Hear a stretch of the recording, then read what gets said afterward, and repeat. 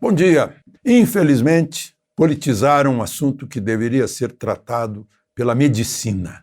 Só medicina, sem política. Não é só no Brasil, é no mundo inteiro. Está acontecendo assim na Europa, por exemplo. Na China não politizaram, porque na China tem força, o governo tem força e tirou, deixou só a técnica nisso. E ninguém está discutindo política lá na China, né?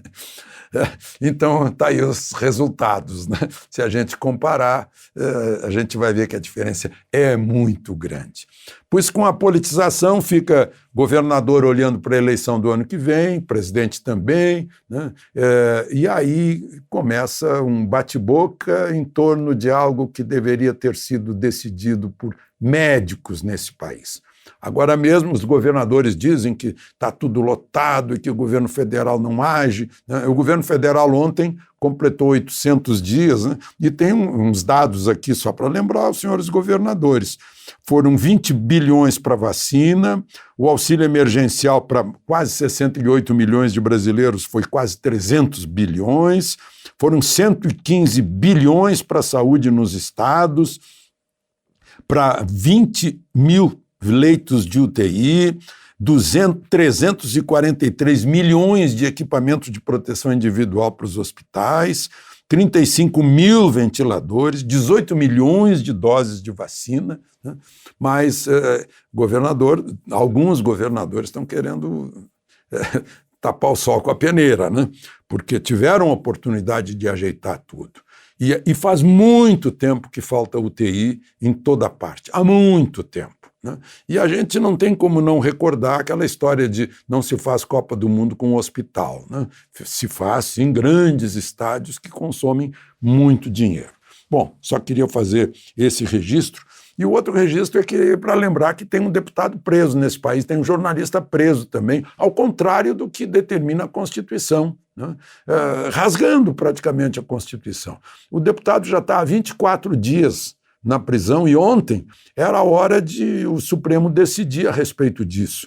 Mas o ministro Alexandre de Moraes, que é o relator, disse que a defesa perdeu o prazo e ia dar mais prazo para a defesa. Aí o ministro Marco Aurélio sugeriu que, puxa, então vamos aliviar essa prisão, né? Deixa ele ficar em casa, algo assim. O ministro Alexandre de Moraes não aceitou,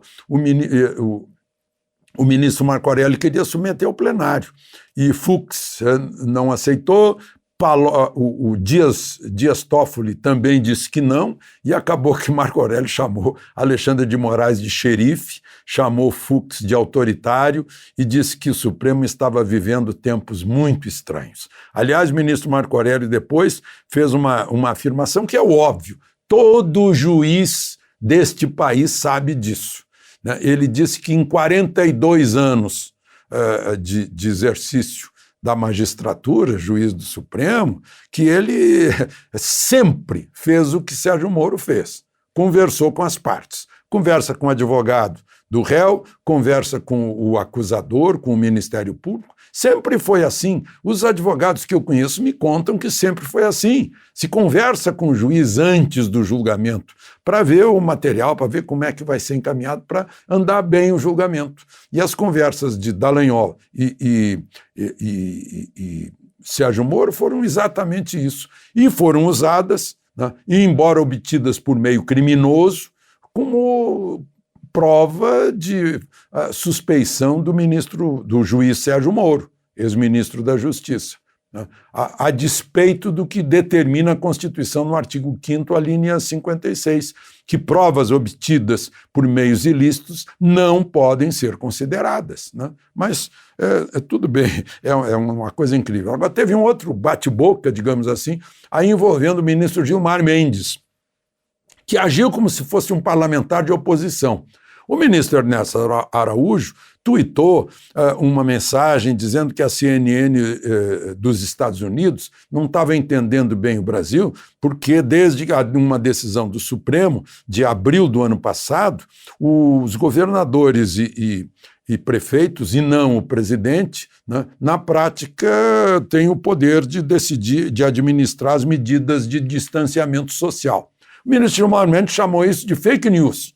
dizendo que não, que o Supremo decidiu que as administrações federal, estadual e municipal têm autoridade para adotar medidas de distanciamento social. Aí eu pergunto, uai, mas precisava o Supremo decidir isso?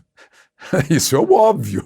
Se o Supremo decidiu alguma coisa, foi para alterar isso, não é? Aí eu pergunto, se o presidente da República decidir cancelar os lockdowns de São Paulo, o que vai acontecer? De Brasília, Alexandre Garcia.